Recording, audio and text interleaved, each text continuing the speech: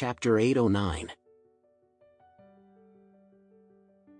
Mrs. Brown sighed. It was my job to take you off the street and into the orphanage, but you don't have the obligation to take care of me and pay for the expensive medical bills.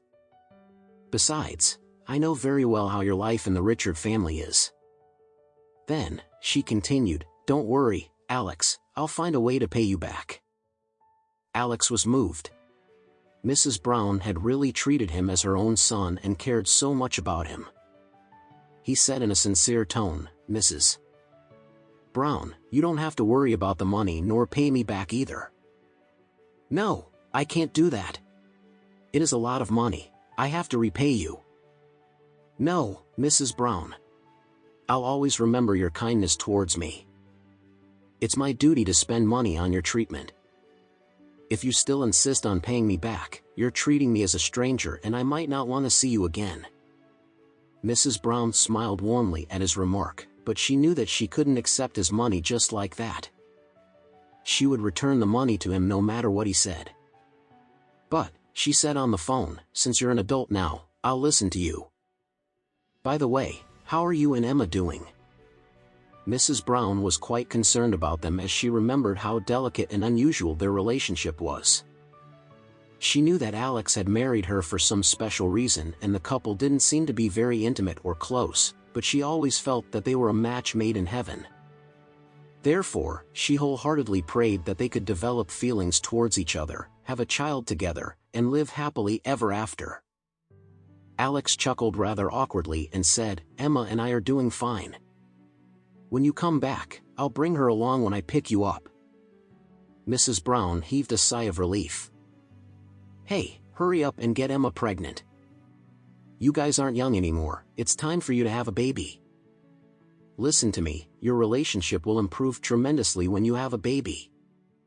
Alex, on the other hand, sighed dejectedly.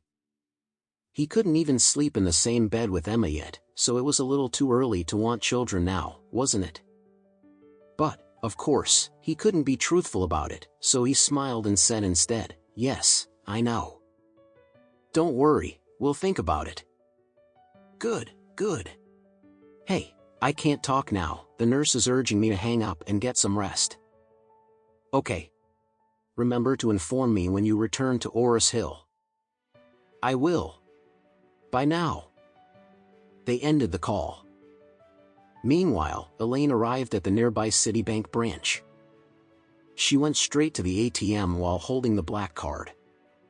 She felt that Alex wouldn't have a lot of money in his card, so it wasn't necessary for her to do the transaction over the counter.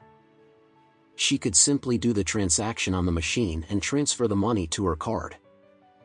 She inserted the black card into the machine and the interface immediately prompted, Hello, Honorable Citibank Supreme VIP.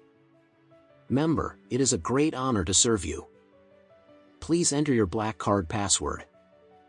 Elaine snorted, What the heck, Supreme VIP my ass. When I had $2 million in my card, the Industrial and Commercial Bank had also called me their Wealth Management VIP customer. She stretched her fingers and attempted her mission, testing the password. She felt quite confident and fearless after successfully trying out Trump's phone password. She pondered the possibilities. Alex the loser is quite fond of my girl, perhaps the password is her birthday. So, she directly entered Emma's birthday. Then, the screen prompted, Hello, Honorable Citibank Supreme VIP member, the password is incorrect, you have 2 more attempts today. Wrong password? Elaine was stunned for a moment, then yelled, Damn you, Alex. You always say how much you love my girl, but you didn't even set her birthday as your card password. Look at fucking Trump, he even set the birthday of his lover from 20-something years ago as his phone password. Then, she frowned and muttered, their wedding anniversary, maybe?